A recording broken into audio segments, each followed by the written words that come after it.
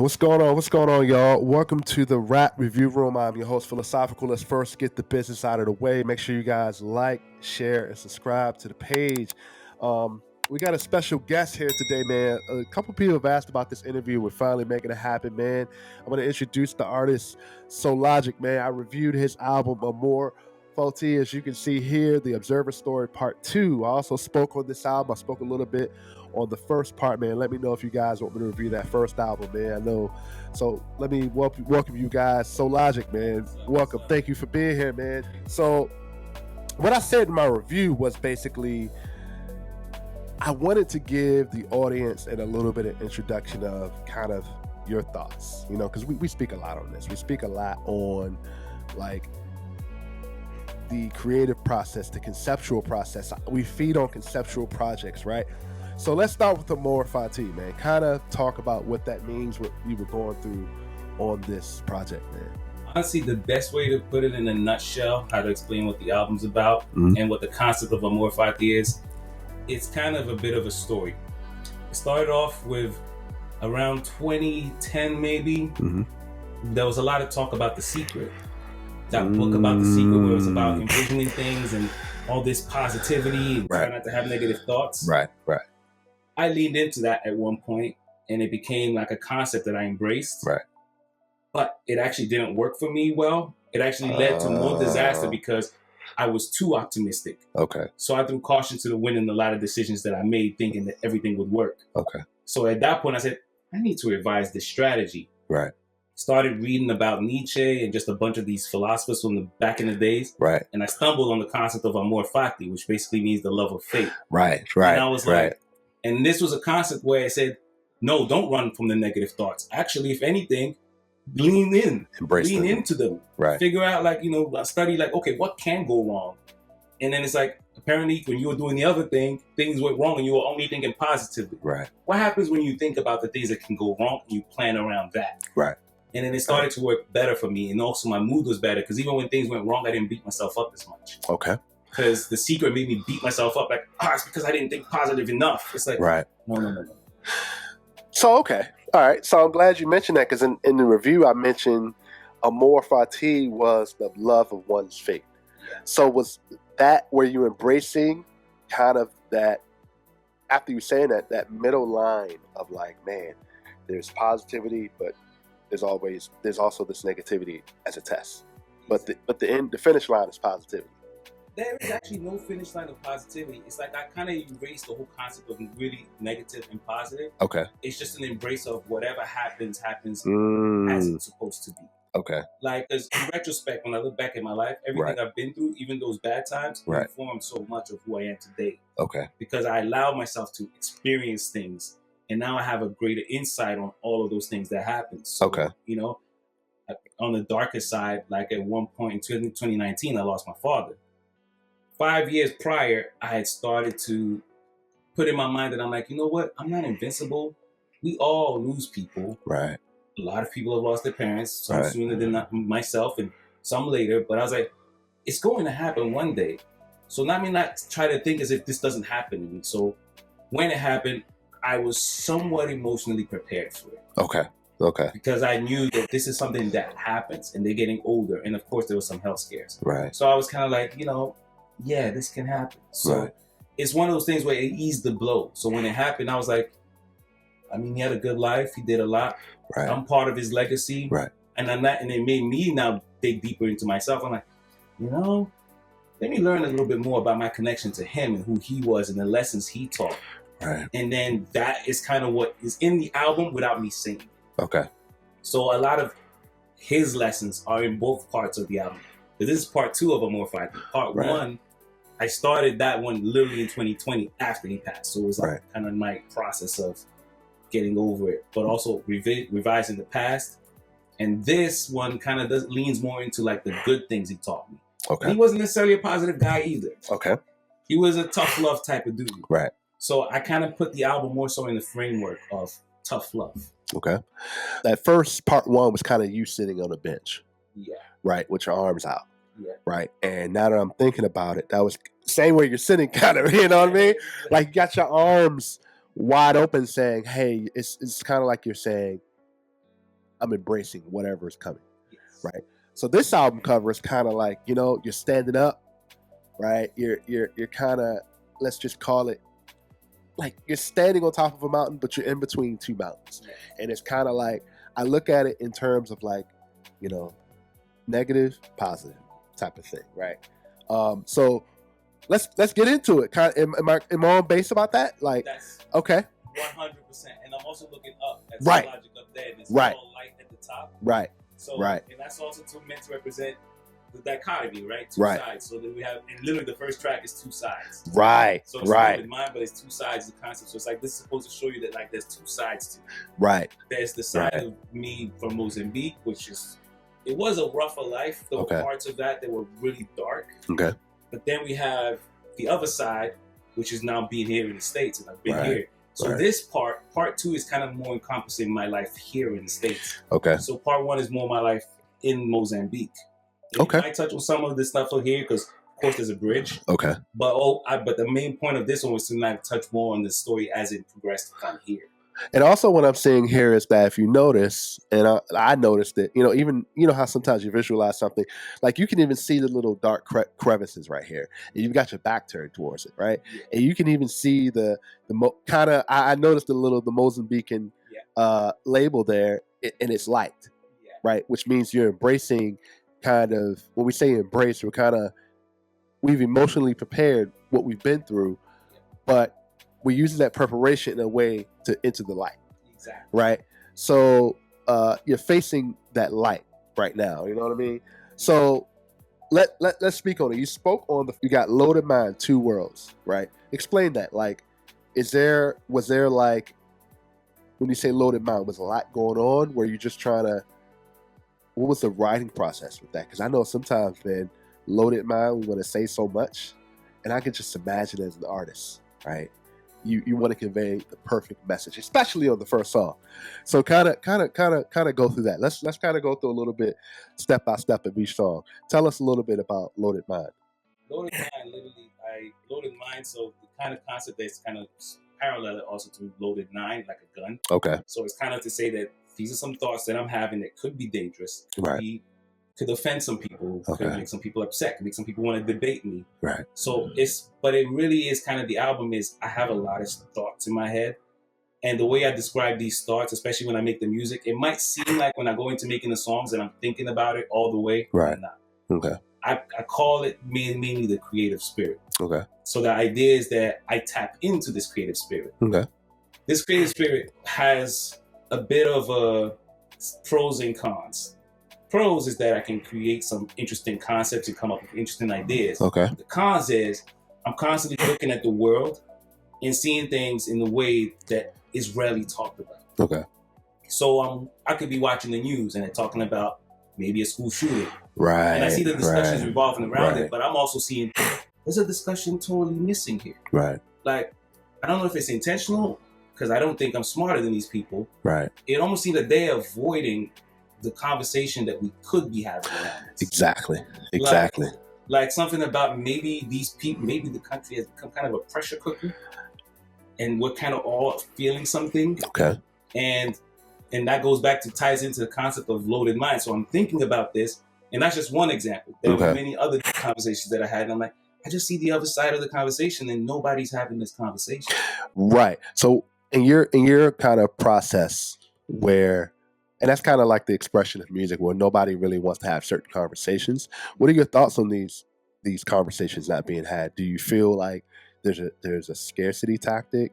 There's I feel like today, like there's so much influence on a certain narrative that, is it people pleasing? Is it people scarcity? Is it, what are your thoughts on that? I can say it could be agenda driven. Okay.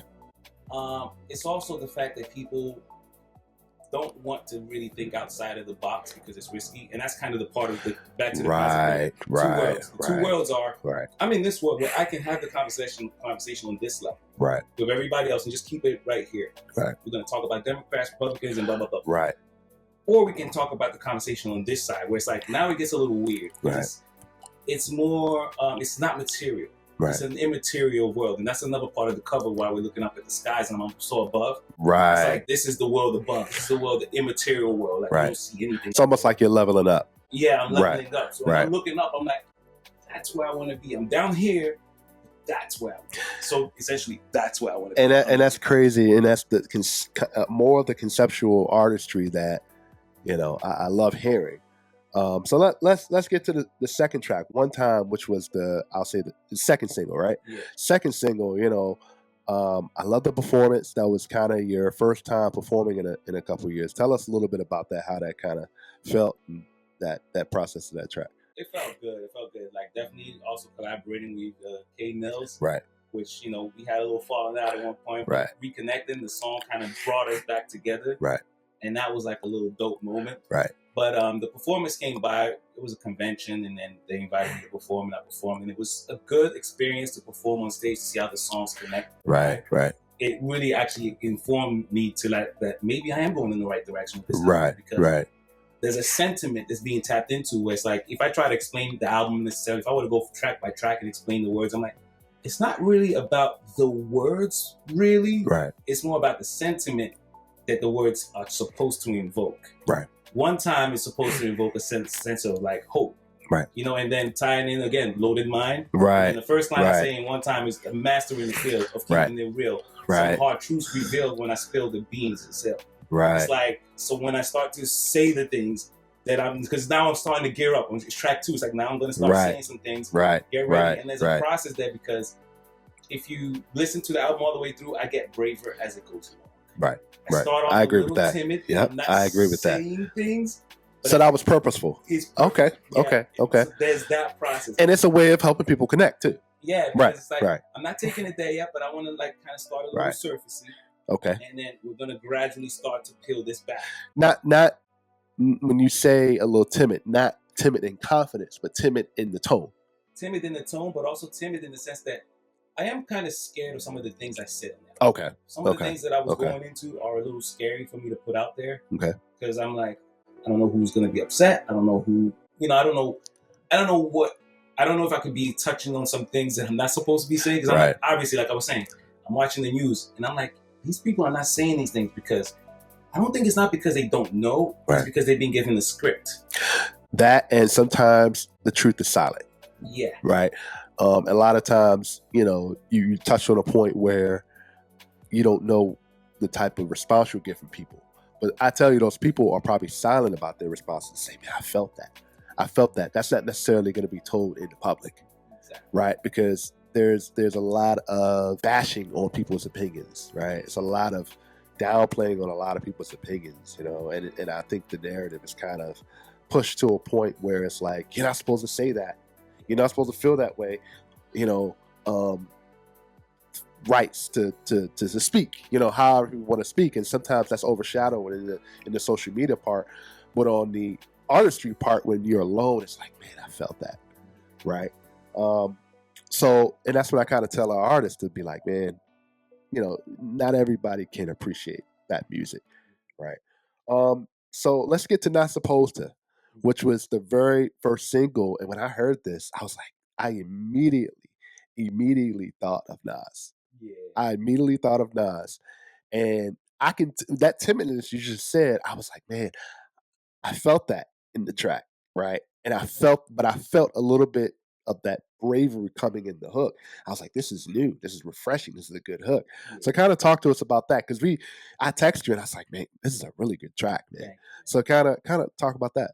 You touched on it already. That timid element, right? It's coming mostly because I'm not supposed to speak on these things, right? The title says it, so it's me still working through. It's like, am I going to do this, man? Right. Am I really going to say these things? I'm like, I know I'm not supposed to say these things. And on top of the fact that it's like, it's not really about giving opinions. Right. I think it's almost to the point where I'm starting a conversation that I feel is not had. Right. So I don't know people's opinions on this conversation because nobody's talking about it. Right. And that goes back to not supposed to. Yeah. You're not supposed to have these conversations. When really you're inviting to say, let's have these conversations. Yeah. Let's talk about these things. You know, let's talk about because nowadays we have this whole spirit. There's a lot of traveling too, which is something that I'm like, it's cool. I travel. Right. I do all of that. And I think people might get the impression that, like, yeah, so you're with the nonsense. And I'm like, no. There's something in even the travel where it seems more like a running away from things than addressing your issues. Because even the second verse says psychotherapist, elegant words spoken, trying to talk you out of the fact the world's broken. So you're vacationing, you're traveling, you're doing all these things as you kind of low key, and this could be my own doom and gloom way of thinking. It looks like the world is kind of things are falling apart around us, and we're over here celebrating. I'm kind of like, and then the concept that kind of runs through the album is nihilism. Okay, but it's not just, but it's not the nihilism in a way that most people think of it, or people think you just gave up. It's more like, well, if nothing matters, that's how people think of things, that nothing matters, just do whatever. I'm like, well, let me try to inject some meaning through it. Because I'm coming from the same place. And I'm working through it. I'm trying to inject some meaning into my life. And so in the album, there's and that's another thing, there's another concurrent theme that's happening. On top of me becoming braver, is me now injecting the purpose in my life as we're going through it. And helping people kind of like, it's okay. You know, you grow into your purpose and your process. Exactly. Okay. So when I'm glad you said that, because now it goes into another track, Higher and Learning. And I said in the review that I was like, man, Higher and Learning, I had, and we behind the scenes, I had been pushing for this track off another album you were doing that, you know, me and you kind of went back and forth about it. And now that I hear it on this album, I'm like, okay. So we got into Loaded Mind, which is Loaded Mind, Two Worlds, where you're kind of talking about two different worlds that you're going through. Then you're going to, you know, I got it one time, right? And it's like, I got that feeling of like you get up and it's that one time when he's snapping, you get it, and then not supposed to. And when you feel a certain way, you're thinking a certain way, and society tells us that we're not supposed to talk about it. Now we get into Higher and Learning, where you really start to really educate yourself. Right. Perfect. A Higher and Learning to where, you know, you're not supposed to know this. You're not supposed to learn this. So kind of talk about Higher and Learning, man, because I feel like this is a very intricate, educated track. Man, I immediately thought about a little bit of there was a track on J. Cole's 2014 Forest Hills Drive. Was it that album? He had a track called no, I'm sorry, KOD, Elevate. I immediately thought about Elevate on that track. When you know, I'm not familiar with that track, but I know I've heard it because I listened to J. Cole. The interesting thing about that track is it was supposed to be the title track for an album I was supposed to be doing in 2008 or something. Right. It's a very old song. And another thing that I love about it is it stood this test of time. Like around 2019, I started to hear people talking about unlearning. I was like, I'm catching on. And I'm like, it's something that I've been thinking because obviously around that time I was in college. And so in college, I started to learn that a teacher once told me like the purpose, she was teaching us something new. And I was like, that's not what I learned in high school. She's like, yeah, part of the college is unlearning things. You're learning how to think critically. You're learning how to even question the things you've already been taught up until this point. And I was like, ooh, I love that concept. Because I'm like, there's a lot of unlearning that I've been going through. Like, I mean, I went to a church, you know, I grew up in the church and everything. But, you know, there was some nonsense that happened with the pastors and some stuff. Criminality. Which is common too. It's pretty common, right? And I was like, I don't know if I can follow these guys because this is weird. It's like I still believe and I still follow, but there's a lot of manipulation here from these people. Not God, not the Bible, not Christianity, but the people. The people. And I'm like, there's a problem with the people. And I'm like, this is supposed to be about this thing, but they're not really showing me that. And then the second verse tackles on the news. Where I started to realize that I'm hearing something on the news, and I kind of touched on that already. And I'm like, this seems like it's trying to steer me in a direction and not give me the information so I can make my decision. It's like they're trying to manipulate me. Control the narrative, Control the narrative and put me just to argue about things that I'm like, I don't even want to have this argument. You know? It's not your opinion. It's not how I feel. Yeah, it's like kind of like when Ali was like, I don't have a problem with the Viet Congs. I'm not going to go fight that war. It's like, and there's a lot of things where I'm like, I don't have a problem with those people. I don't know why you're trying to pin me against them. I don't have a problem with those people. I'm cool with them. You know, and I know that even if I'm not cool with them, I want to talk to them so we can figure out a way to move forward. Right. But let's talk, but not really talk without an agenda. Right. So that's verse 2. Okay. And then there's verse 3 where I talk about the education system. So now I'm talking about how, how schools, I don't know if schools are actually giving us wisdom, because I can see people going through the education system and still not knowing how to think, really. Right. They know how to do a job, they know how to make money, but I'm like, but do you actually know how to think critically, which is what higher education was supposed to be about? Yep. And I'm like, and also, we're not doing it because we want to learn. We want to do it because we want to check. Right.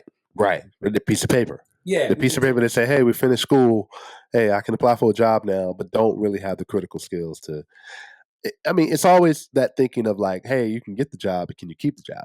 Exactly. Right. And then there's the element of the better the school, the better job you're going to get. So now people with money can pay to get into the best schools, or the people who are geniuses. And honestly, when it comes to education, I think sometimes the genius only means you're obedient. Right. It doesn't actually, to me, mean that you are necessarily a genius. Granted, this is a mixed bag, right? But I think that you're not necessarily a genius. You just did it and you're compliant, and they have confirmed that you're compliant. So now they're going to give you that access. Because like, oh, you're valuable. You know what I mean? So that's kind of the concept that they push you into. So, side question. You mentioned kind of the church, and sometimes you having a problem with the people. And your third verse speaking on education piece of it. So explain that purpose when you kind of have to sit there and listen to, maybe you don't agree with the teacher. Yeah. Maybe you don't agree with the educator, right? And I'm asking that because I feel that's kind of common in today's world, right? People go to church because they have to. People go to school or certain schools, certain education because they feel they have to. But they don't have to agree with the pastor or the educator. It's just more of, I have to do this. I have to do it. And when they don't agree, they censor themselves. Right. And that's really what is happening a lot in society, which just kind of ties into what you were saying. Like, people might be listening to the album and being like, I feel like that, but I can't say anything. I can't say anything. Right. So, and I'm glad you brought up that point to where they censor themselves and they start to agree with other people's opinions. No, you can't say that. Oh, you're right. I can't say that. Yeah. Right. And they shut themselves down. So that's a good point. So let's get to the Carpenter here. I said on the review, I alluded that the Carpenter is, and correct me if I'm wrong, right? Because I did a lot of thought on this. I looked up the Carpenter. The Carpenter was in views of Christianity, and then of views of the soldier, right? Kind of explain that. What does that mean? So the Carpenter, honestly, when I first came into my mind, I was thinking of Jesus. It is okay. But it's also to drill in another concept that is running through the album, where I don't really talk much about money. I don't really talk much about the pursuit of money, like in that way. Like money is the ultimate goal. Right. I'm trying to like literally, one of the things that's kind of supposed to be happening in the album is devaluing money and upholding values, morality, and just a sense of like study, research, real intelligence, like philosophy, all these deeper thoughts, and really deeper questions. Right. So the Carpenter is supposed to represent Jesus. Jesus was a carpenter, obviously. Right. Yep. And Jesus wasn't rich. Right. So almost to say, in the world of today, we would say Jesus is nothing because he's a carpenter. He makes no money. Right. We'd be like, he's not a finance bro. So I'm going to listen to the finance bro because this guy's broke. I don't want to listen to him. Right. I'm glad you said that. Right. When really, I have my thoughts on that, right? Jesus was broke, but we don't want to listen to Jesus represents a certain narrative of purpose, of deliverance, of like, humble yourselves, right? And then we listen to the finance guy who says, hey, in order to speak to me, you got to be almost as rich as me. Not here, but here, because you got to pay me to have a conversation with you. Yeah. Right. And that takes the purpose out of it. So what do people do? They do what they have to do in any way they can to get in ties with the rich guy. Right. And it goes back to, and I really enjoyed Dr. Lecter's version of that. Shout out to Dr. Lecter. We'll get to him in a second. And I was just like, man, the whole Jesus story is kind of like we should be able to embrace and understand, like, it's gotten to a world where there's a level that's here, and then there's a level that's here. People that are here don't want to be up here so bad. They don't want to take the steps to the way Jesus did to get there. They want the quick, hey, how can I get not only here, but up here, above that, right? And I'm just glad you mentioned that, man. It's just the carpenter, right? The value of money, and I do think that value of money, devaluing money, is a good thing. And it's getting better today because I think people are starting to understand like the way they get to a certain value of money, how they got there is not necessarily the right way. It's dirty money, right? So that's why you're seeing a lot of scams, a lot of things going on. So I'm glad you mentioned that, man. You just don't hear songs like that. There's another deeper point also there too with the concept of Jesus. Because there was a part in the Bible, right? Where Jesus sees some merchants selling in front of the church or something, or the congregation, and he destroys everything. He's like, "Don't do that here." Right. Like, this is not where we do it. Right. Another element. And it's sad because they're doing it in the church today. Exactly. So, that's it. That's right. the problem. So they're selling in a place of worship. And he also saying, and I used the Carpenter, and I didn't say Jesus once in the song. Right. Because I don't want it to be a religious thing. Because it's not a religious concept. I'm using it. And another thing that I was trying to convey here is like, understand the ideas that were portrayed, even if you look at it metaphorically. Right. Try to understand the idea that was trying to be conveyed here. Right. Like, money doesn't have to be everywhere. Right. Or everything. Right. The idea of selling doesn't have to be everywhere in your life. Right. Like, there's certain things that you can just do. Money is made to help you get to a point. That's why I say love is gone when love is ghost when funds invoked. I get mine and I'm ducking, yo. Okay. So let's talk about self-love. This is where it kind of, to me, kind of goes into we're kind of entering into the light period of it, right? Let's talk about self-love. You know, I like this track. So let's speak on it, kind of elaborate on it. It's self-explanatory as far as kind of, I visualize like, man, he's going through a lot of like self-care, a lot of like you're understanding what it is, what it means to you. So kind of speak on that. It's actually based off a little bit of the DJ actually has this book called Human, All Too Human. Okay. Where he's literally talking about going through emotions. Because one of the things I find interesting about Nietzsche, there's some things with him, of course, that people say maybe he was Nazi associated. There's some stuff that's messy with him. But right. From what I saw in his story, I just followed his main concept. There was the pursuit of knowledge and ultimate knowledge. Yep. And he pretty much sacrificed himself to give us all this information. Okay. So the concept of, I even started saying, am I wrong for being all too human? And literally referencing that Nietzsche point. Right. And then I started talking about how we've gradually been stripped of ourselves to become this other thing. Yep. And it's like, we call it self-love, but I'm like, it's not self-love because we're actually stripping ourselves more and more. It's like, love yourself. Don't deal with people who don't just make you feel good. Right. And but it's like, only hang with people that make a certain amount of money. Also goes back to that sometimes. Yep. Don't feel.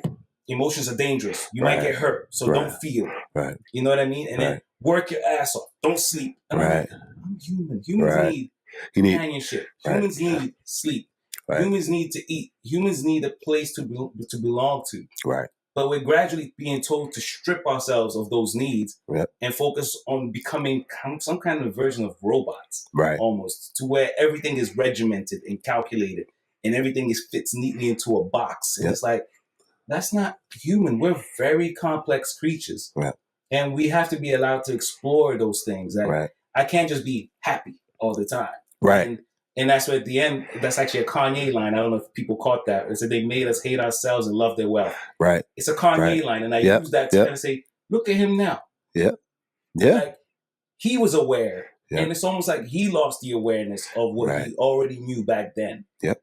You know, so because they made us like, it's like to the point where you look at a Steve Jobs and people are like, Steve Jobs is great. I'm like, cool, Steve Jobs, he made a lot of money and he created a good product. Let's just say that. But now we're not valuing the teacher. Right. We're not valuing the college professor. Right. We look at those people as like, yeah, you're a loser. I'm like, what is wrong with y'all? Like, can we like get back to understanding our emotions? And I listen to a lot of old school music. I was listening to like some Marvin Gaye, and like his music is literally about dealing with his emotions and his feelings. Yep. And it's almost like people don't want to hear that in the music. Right. You know, and shout out to somebody that he's weird too, but Joe Budden, to me, is one of those great rappers that really dug deep into his emotions and his feelings. Yep. And people just said most people just think it's whack. I'm like, no, the level he went to was like, y'all don't understand how much work goes into really looking at yourself and evaluating yourself. Yep. And self-love is really that. Evaluate yourself, your own needs. So forget what the social media and all of them are telling you should be. Evaluate yourself. What do you want? Right. I might not. Honestly, there's some people who want to be millionaires. Good for them. Right. I might not be interested in that. Right. So self-love for me is not doing what is good for that person. It's doing what do I want. I'm like, I want to pursue knowledge. I want to pursue arts. I want to pursue some things that I love that make me happy. Right. And there's a sense in society that keeps telling you like, no, don't be this version. So they're almost turning us all into the American Psycho, Christian Bale. Oh man, I'm glad you said that because that's exactly what I was thinking, man. So now we kind of go into the next track, Greater Times. So I right at 6, track 6 with Self-Love. This is where I said this is the part of the album where it kind of goes into from 6. I'll say from 6 all the way to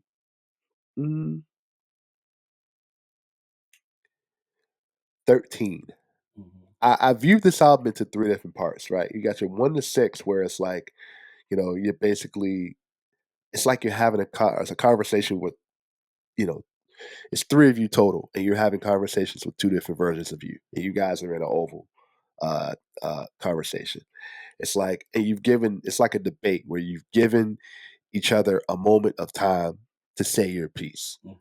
I feel like 1 to 5 is kind of like the negative side speaking, right? Now we're getting into, self-love, Greater Times, kind of that 6 to like, I even say 13 to 12, where it's like you're speaking, right? And then kind of like the end of 14 to 19 is where the light is speaking on how you guys' perspectives are wrong. Right.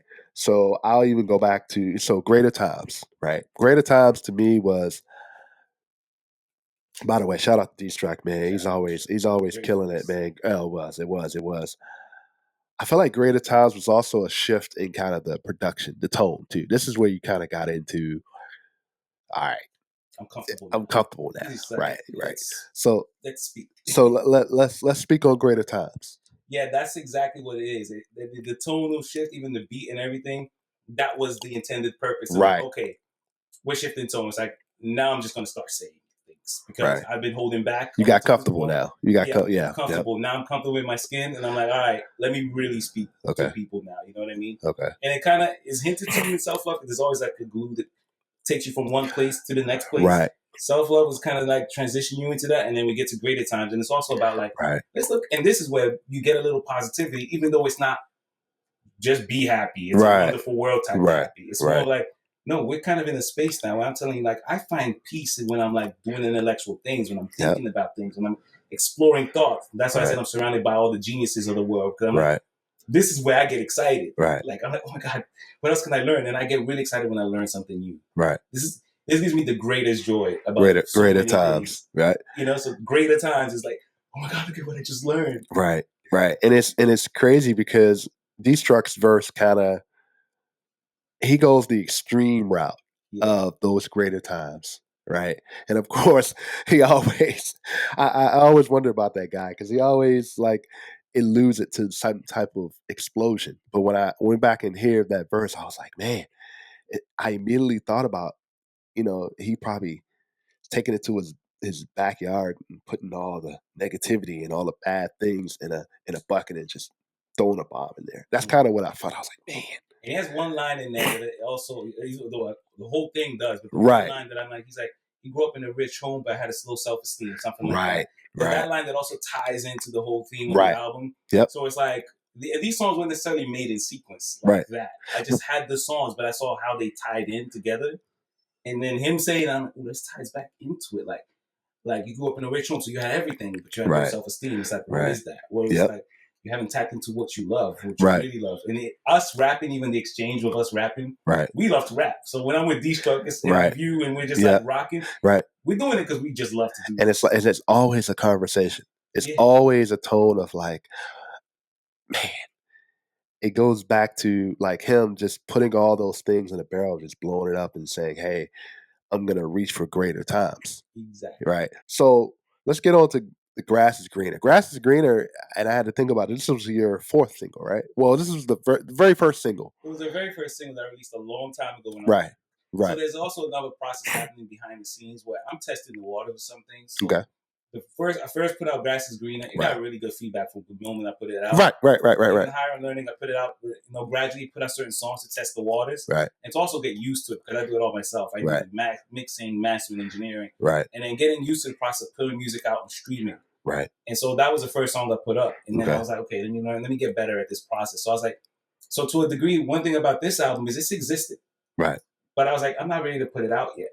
Because there's certain things I want to perfect first before I put it out. Right. But gradually, of course, as it existed in the form that it existed then to what it is now, it shifted and became more polished because there are other things that came into play. And so the fact that I put Grass is Greener on this album and exactly where it is, it's literally, it's a more upbeat song. Even the beat is more upbeat. Right. The concept is lighter. It's not like really heavy like that.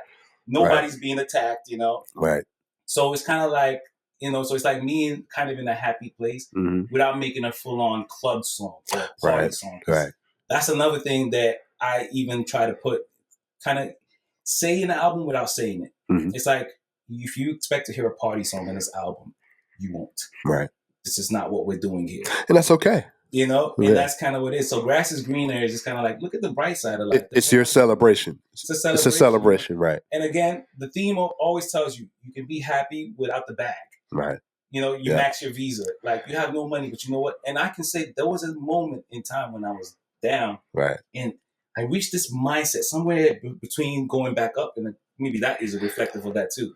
There's this part where I was in the middle between achieving more and having nothing, where I was the happiest. I remember this one specific time when I was just so happy.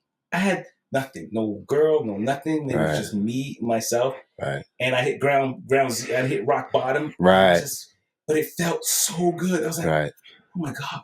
Because when you hit the bottom, it's like, everything is an opportunity now. Right. Any movement in any direction is a plus. Right. Because I've already hit the bottom. And it's funny you mentioned the bottom because now it goes into Burning Bush. Yeah. Where it's like the burning bush of where like you've hit rock bottom. Exactly. Right. But you're still happy. You're still at peace. Exactly. So is that kind of where it goes into too? Exactly. Okay. Because it is that moment also. Burning bush relates to the burning bush that Moses saw. Right. And he was talking to God. Right. That was his signal. His like, I'm here. Yeah, type signal. Yep. Exactly. Yep. This is also when things got serious in the story because when they left Pharaoh and everything, there was like a bit of a joy there. Yep. But at this point is when people were starting to wonder, okay, but what are we doing now? Right. You know what I mean? Right. Like, right. What do we do now? Well, now we got to figure out what we are doing. Right. And that's what it is on the album. Right. From, Grass is Greener, and then I even say back to fighting my enemies. It's like, I'm not done with y'all yet. Right. Right. And then Burning Bush is like, okay, now we're here, and now we need to figure out what we're doing, what commandments, what rules are we establishing. Right. Now we're establishing some things. So now you're making that shift. Yeah, we're making a shift. This also deals with, I grapple with faith. Okay. Because, all in all, I'm Christian because it's the religion that I know. Mm-hmm. It's the one I was raised with and everything. It's the one I know. I've explored and did research on other religions, Islam, Buddhism, and all that stuff. But it's also one of those things where I grapple with my faith. I'm like, I want to embrace it, but what it means to me is a challenging endeavor. Right. Because I don't look at it lightly. I look at it like, if I'm going to do this, I'm going to really do this. Right. But if I'm not, then I can't do it halfway. It's all or nothing. It's all or nothing. Right. So that's kind of like the song is a little bit of grappling with that. But the second meaning, there's a meaning that's a little bit weird. It's an entertaining meaning. I'm also talking about weed. Right. When people smoke or they do DMT and they do drugs, it kind of takes their minds into a different space. Right. So there's also that element of taking your mind somewhere else also. Right. And on the second verse is an element of me like grappling with some of my own conflicts as an individual, there's an element of grappling with my blackness, which kind of ties in my blackness as in being African and all the things I grew up kind of believing, like kind of almost like I had an oppressor in my own mind. Mm-hmm. So the second verse is really what touches it, the oppressor that lived in my own head that I was like grappling with too. And I'm like, this is not an outside oppression. This is oppression in my own head. Right. Like we talk a lot about the outside. I'm like, I'm not even talking about the outside here. This is what's in my head, and I need to kind of work my way out of this. Right. And it's all, and I've always said that music is an art of expression, an art of release, to kind of, I've always mentioned that, biblically and Christian spiritual wise, power is in the tongue, right? That release, that kind of, that weight off your shoulders, right? If I can reveal my truth, tell my truth, if no one's listening, God is listening, right? And he that's all it really kind of is, and what I got from that. So and it's funny, man. It's so interesting, man. Going into Saraiva, am I saying that right? Saraiva. Okay. Kind of talk to us about that, because I feel like I didn't get a chance to really touch on that, but I kind of wanted your point of view on that track. Really, that's kind of two worlds. The first verse is really what the second verse is. Okay. So in the first verse, I'm talking about no longer accepting oppression. Right. Like, right. Yep. Like I'm not one of those people that dwells on like slavery is what ruined us, but I'm not going to tell you we're not going to talk about it. Right. I'm going to address those things, and I'm going to address what happened. I'm not going to like say that this was causing my pain today, but I'm addressing it so we don't repeat it. Right. Because history repeats when people are not informed of how it happened in the first place. Right. Like when you're troubleshooting, when something goes wrong in your life, what do? You say, okay, what exactly did I do? Oh, okay, so don't do that. Right. Okay, got it. Right. And then when you stop doing that thing, things get better. Right. If drinking is what's ruining your life, you realize that maybe I need to stop drinking. Stop drinking, things get better. Right. But you don't forget that drinking ruined your life and go back to drinking. Right. You remember the effects it had. Right. So you're like, well, maybe I want to watch that. So Saraiva's also looking at the fact that Mozambique was colonized. We got our independence in 1975. Okay. Martin Luther King, civil rights movement. People would like to act like slavery was so many years ago, but I'm like, but the civil rights movement was like 50, 60 years ago. Right. It was not long ago. It wasn't. This is so close. You know it's kind of still going on today, a little bit mentally, yeah. So it's like I can't turn a blind eye to something where it's like, this was yesterday. Right. So there's still a lot of things that we are processing out of. So the verse in Portuguese kind of addresses that from the perspective of Mozambique. So on the first verse, because I'm talking to English audience and I would say American audience, I touch more on these topics from here. Right. But when I do it in Portuguese, I talk about our heroes. So instead of saying Mount Martin, I'm talking about some more on Marcel. Right. So I'm talking about it as it relates to people in that world, things that they understand. But it's the same concepts. Like, we're not going back to that. And I thought it was very intellectual to be able to, because we hear a lot of verses, English, Spanish, but the fact that you're speaking about it and talking about the different influences, not only in English, but it's also in Portuguese, your culture and things like that. I felt that was very like, hey, you just don't hear that, right? I almost was like, man, I wish there was a Google translator to tell me, like, hey, I could just put the Portuguese verse in the Google translator and he hears and just tells me everything it says, just to kind of learn. But when I heard that, I was like, man, because knowing you, I knew that the Mozambican kind of your culture is important to you. So that goes into everyone's hurting. Yeah. So it's self-explanatory, right? But you speak it in a way that, hey, everybody's hurting. I'm hurting too. I was hurting. It doesn't really stop. So kind of speak on that. Everyone's hurting. This was where I dive deeper into the concept that I even introduced in Not Supposed To. I talk about travel, balance with a hottie. It's like, and it's also at this part of the story, I'm doing better. Right. I've kind of through some of the darker parts. I am doing better. Right. I'm traveling. I'm going places with beautiful women and having a good time in life. You know what I mean? Right. But there's an element of traveling and running away. I know that I'm running away from something. I'm like, what? I feel more at peace when I'm home. Right. I don't know why? But when I'm home, I got my lady and we're just at peace. Right. I feel happier at those moments, even when I'm not running away. Right. So that's kind of the concept of like, we're always waiting for the next thing where it's like, embrace the present. We have a moment. We have a good thing here. Yep, absolutely. And the second verse is where I start touching on the political side of things too. Where it's like, now I'm going to talk about this. Where it's like, I think, and I gave you Burning Bush, so I introduced these ideas. Yep. So I'm like, we're not going to abandon the old and the old traditions. Right. I say we have to uphold them, but there's a new way to approach them. Yep. That's what we need. And I feel like, and when you look at the two sides of the argument, one says, get rid of all traditions. And one says, do the traditions. I'm in the middle somewhere. It's like, no, let's do the transition, but look at it differently. Yeah. Let's try to like find a new way to do this. You know, like Right. my favorite line on that song is actually sticking to the same old script when we change the plot. Yep. So like, it's like they still want to use the same script, but I'm like, we change the plot, and I'm talking about millennials and like I think millennials in some way to Gen Zs. Mm-hmm. We are seeing the world in a new way, mm-hmm. and we haven't fully hashed it out. So even in the song, I'm not giving answers. It's more like a request to like, let's hash this out a little bit. Yeah. New ways of thinking without shooting down that thought or shooting down that thought. But let's kind of like figure out how we can turn it into something else. Because like, you know, we have capitalism versus socialism. Mm-hmm. Maybe a new ism. I don't know. Why did we stop creating isms? You know? Yeah. And to say, and I can kind of touch on that. I don't think capitalism is bad. I don't even think socialism is bad. I look at it. So what I was explaining about that basically how I look at, you know, socialism, capitalism, whatever. Mm-hmm. And the new analogy that I've kind of thought about is like a gun. Okay. You know, some people are anti-gun. I'm not anti-gun also, you know. Right. But I would look at it, a gun in itself is not bad. It's the wielder that makes it the problem. Right. So if you have a bad person with a gun, that's a bad thing. It's going to hurt a lot of people. Right. You have a good person with a gun, most likely going to establish protection and keep everybody safe. Right. So capitalism in the bad hands, it can be bad. In good hands, it can be good. It's like in bad hands, it can be bad. In good hands, and I think today I would lean to saying it's in bad hands. Okay. You know, so it's like we don't have to dismantle it. Again, I'm not about dismantling things because I think that's another concept of that. I look at millennials. We were the takedown generation. Right. Destroy that, and I'm like, we got to build a little bit. Okay. All right. Okay.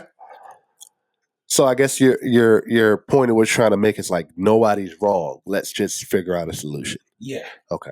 All right. Let's talk about Minesweeper, man. Minesweeper was I think something that kind of went a little people were saying, you know, what is he saying there? Where is he going? How is he going? It was just so many conversations towards Minesweeper. And my thoughts were like, I was contributing it to the old mobile game, the old PC game. Still going strong today, where if you know how you clicked on the wrong box and like the whole board explodes?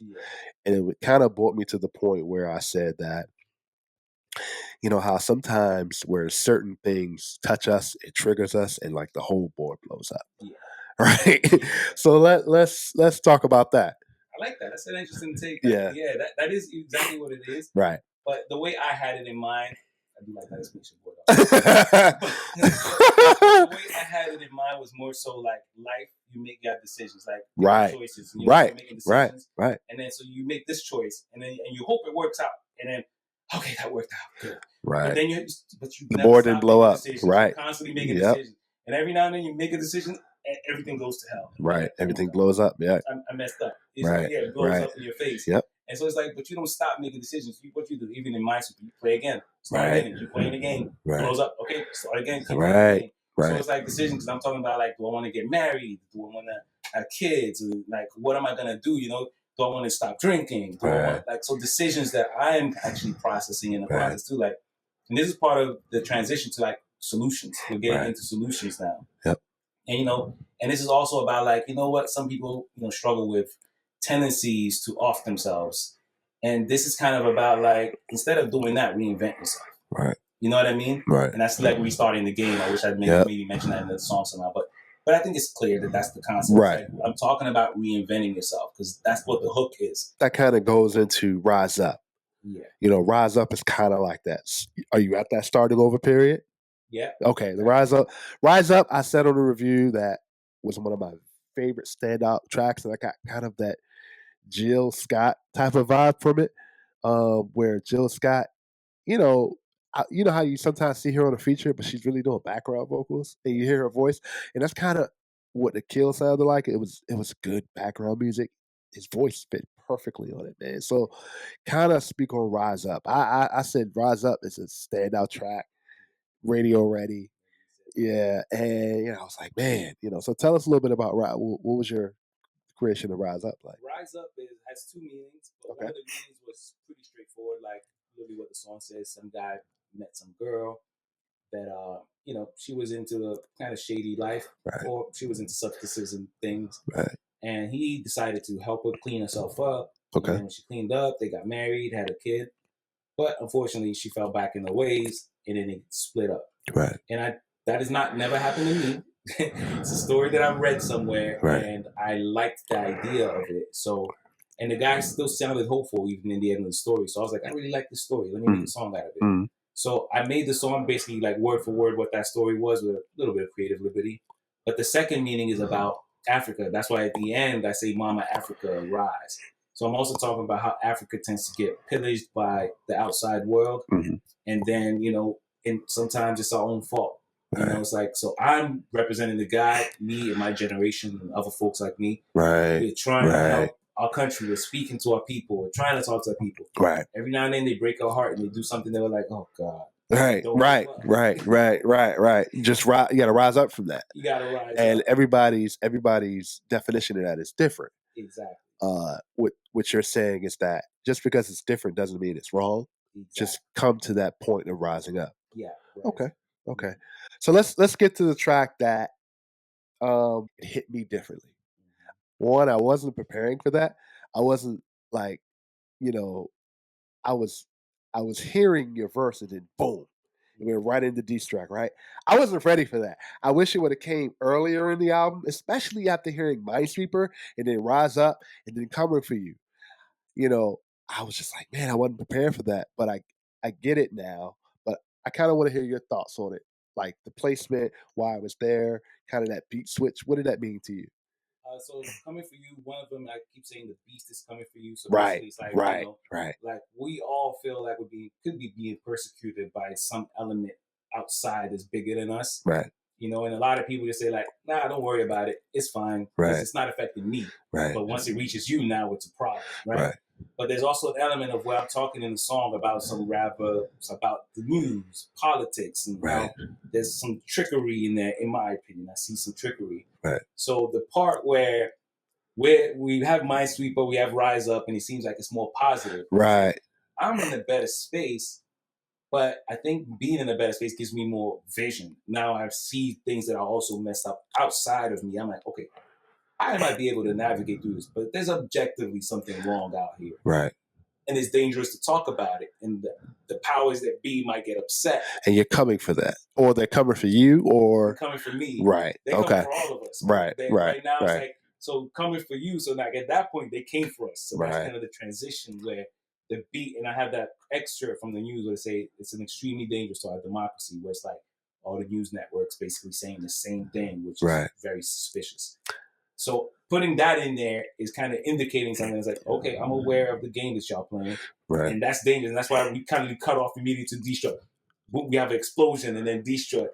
They use water torture to drown me. It's right. Okay, now you said too much. Right. And now they're coming for me. It's kind of inspired by a Dead Press song called These Are the Times. Yep. In the video, they get to this one point, 3 times, they probably prosecute me for this rhyme. But there's a point where the song changes and he's in captivity and everything. Right. So it's kind of like that kind of transition. And it's meant to be abrupt because I'm not even supposed to know it's coming. Right. So for it to shock you like that is like, that was the intent. I'm like, it's supposed to be abrupt because it's supposed to be abrupt for me too. I don't know when it happens.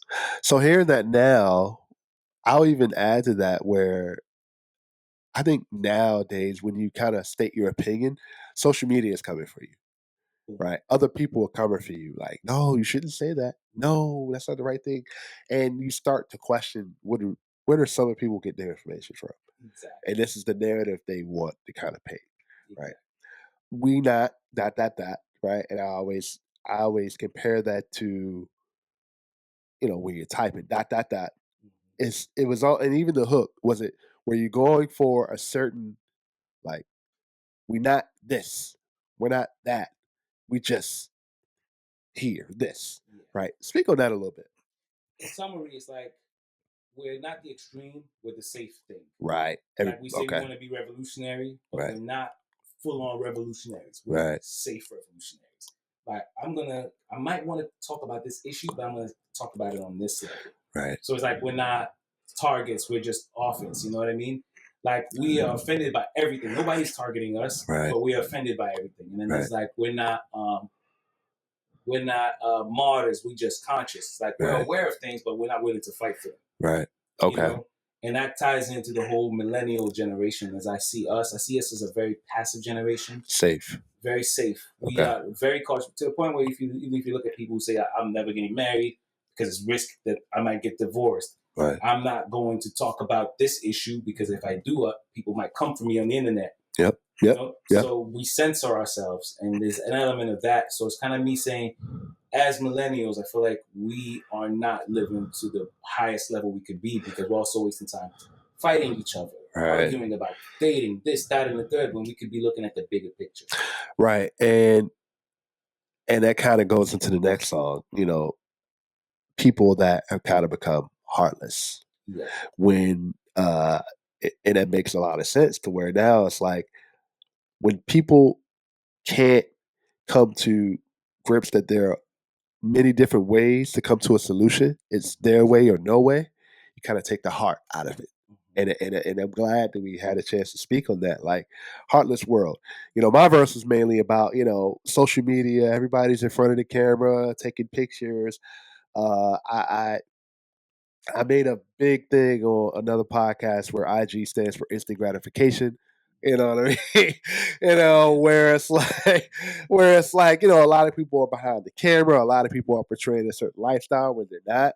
And a lot of the truth that people go through is kind of, they don't want to get exposed that because they want to feel judged. And that's kind of what society has kind of taught us to be, you know, act a certain role, be happy with, you know, the way things are right now when it doesn't have to be that way. So talk about Heartless World a little bit. You know, what was your thoughts going into that? First shout out to Damien and Destruck. Yep. They definitely. That was a great verse by DL actually. You know, because I heard my verse and I was like, I wonder why he put me first. You know, it's that artist thing. I'm like, man, it's because when you starting off, man, it's like starting the baseball game. You're first. You got a lot of pressure on you. Intro, though. It right. People up and right. Even as I was sequencing the album, right. I like how your voice sounds different. Right. And your tone sounds different. Right. And like you spoke more like a common man. So it's like almost giving the audience a voice. Right. And then when I heard DL's verse, I was like,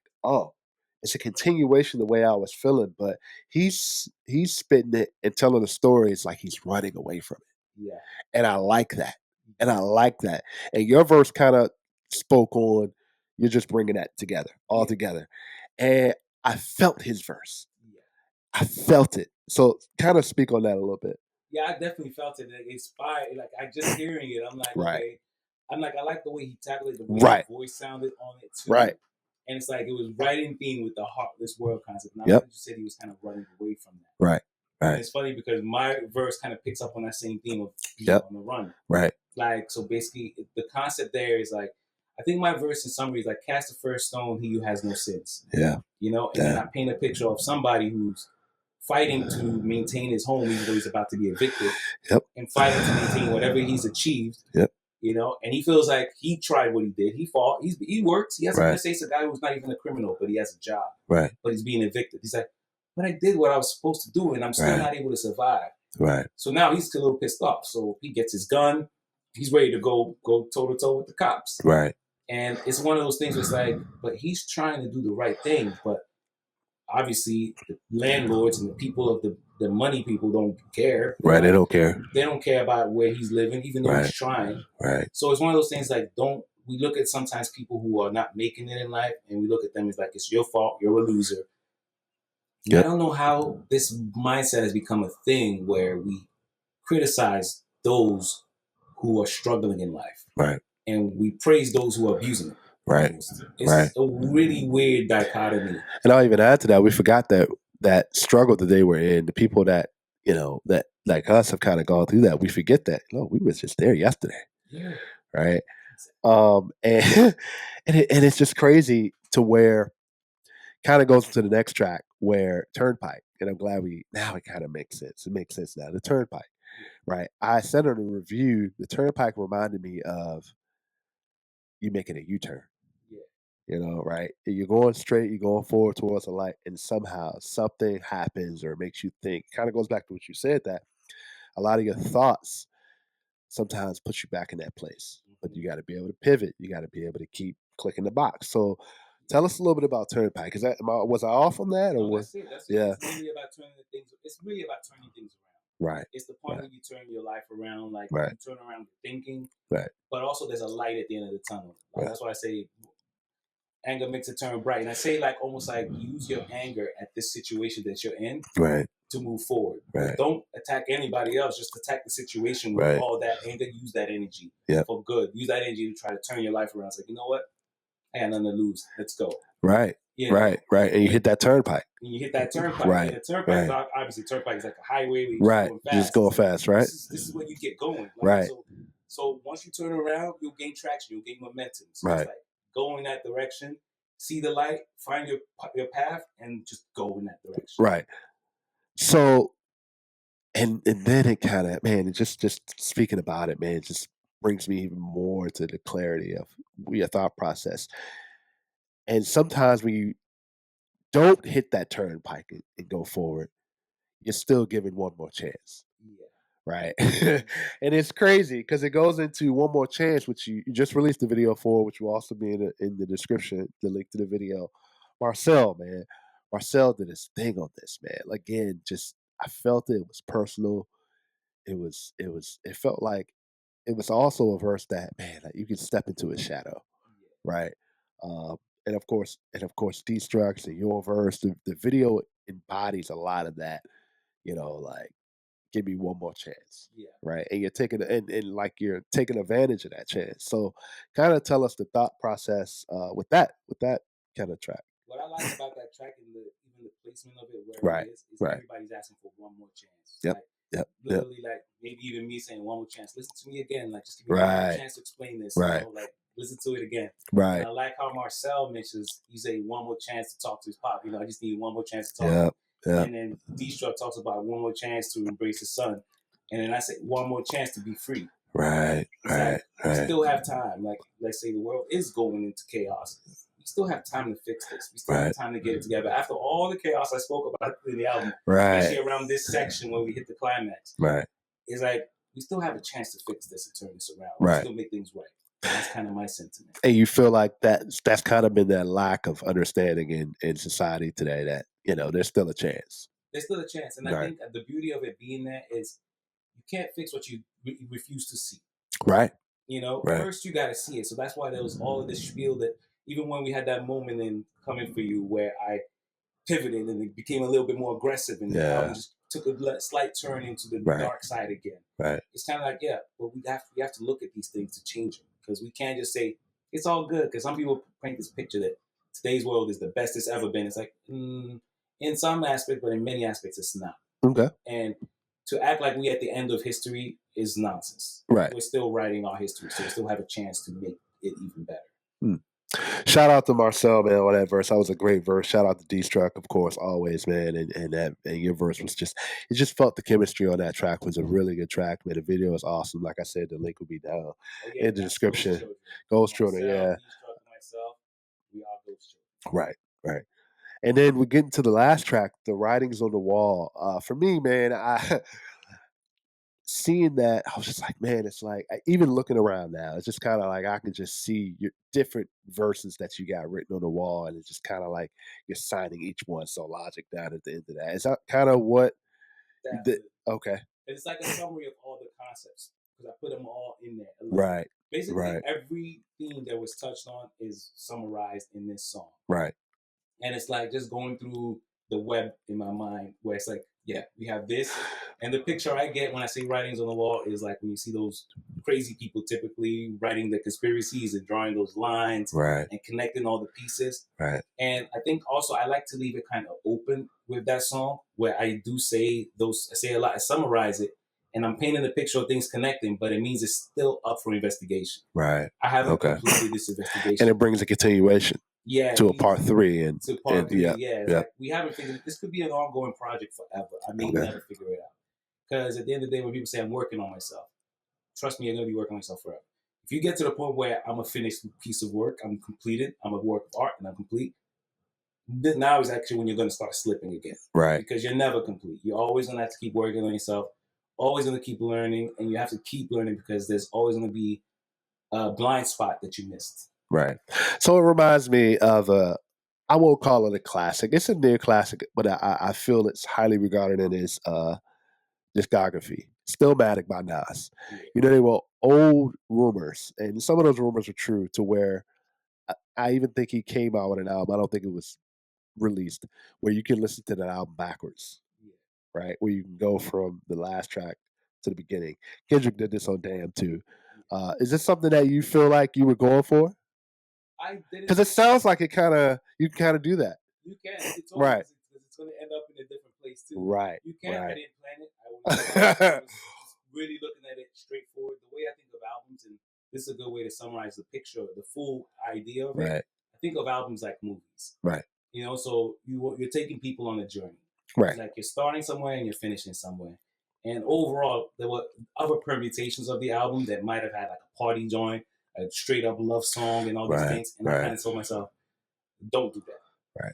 Don't add the party song. Don't switch up the flavor too much. Right. Keep the tone exactly where it is. Right. And the way I compare that to a movie, and it's like, imagine you're watching Oppenheimer, and you're watching Oppenheimer, like, but when is Thor gonna pop up with the hammer? It's like, wait, that doesn't fit here. Right, it doesn't fit. This is go watch Thor when you want to see that. Right, Oppenheimer for what it is. So in the construction of the album, I always think of when am I trying to introduce Thor into something that doesn't fit. Right. So that kind of is the concept of the album. So I was mainly thinking about not losing the mood, and I listened to it 1,000 times. Okay. I probably have like thousands of hours of just listening to it all the way through. Right. And anytime I listened to it and I felt a certain way, I was like, ooh, I don't like that. Right. Then I would remove the track. Okay. So there are a bunch of tracks that didn't make it to the album. Like I would remove it or record another one in this place and fill it in. Gotcha. Like, okay, that's not the track, but I need the glue from this track to this one. Okay. You know, so that's kind of the concept. So I was mainly thinking about the glue and the theme progressing. Okay. So, Amor Fati Part 2, The Observer Story Part 2, man, what a great album. Make sure you guys go and definitely check out Part 1.